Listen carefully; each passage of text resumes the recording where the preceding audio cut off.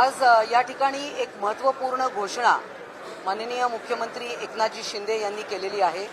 आपल्याला माहिती आहे की शासनाची विविध महामंडळ आहेत, जसं सारथी आहे, बार्टी आहे, महाज्योती आहे आणि अशी एक ब्राह्मण समाजाची मागणी होती की ब्राह्मण समाजाला विविध स्तरावर आर्थिक न्याय मिळावा।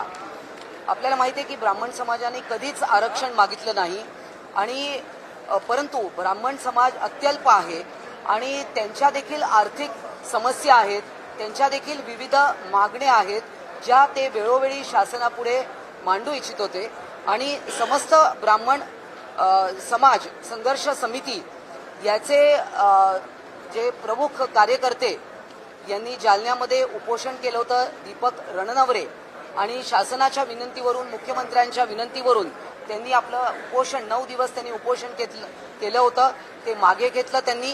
आणि आज समस्त ब्राह्मण समाजातर्फे जे अनेक कार्यकर्ते आणि मी स्वतः देखील त्याच्यामध्ये त्यांच्या सोबत होते, आज एक बैठक झाली। त्या बैठकीमध्ये मुख्यमंत्री, उपमुख्यमंत्री माननीय देवेंद्र फडणवीसजी आणि छगनराव भुजबळजी हे देखील त्या बैठकीला होते। अनेक इतर पण मंत्री होते आणि मुख्यमंत्र्यांनी हा सगळा विषय समजून घेऊन एक आर्थिक न्याय या समाजाला मिळावा। ब्राह्मण समाज हा दुर्लक्षित आहे,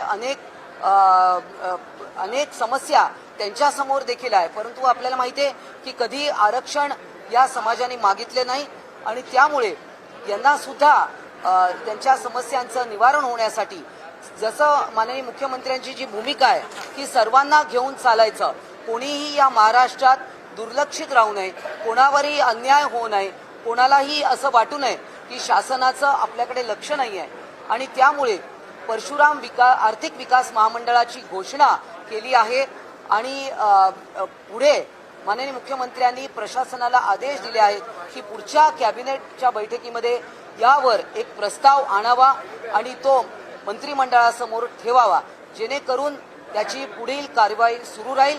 आणि ही एक खूप मोठी घोषणा आज मुख्यमंत्र्यांनी केली आहे। मला सांगताना खूप आनंद होत आहे की शासन सर्व घटकांना एकत्रित घेऊन चालण्यासाठी एक टाकलेलं एक मोठं पाऊल आहे, हे मी आपल्याला सांगू इच्छिते। यासाठीच मी इथे आले। धन्यवाद।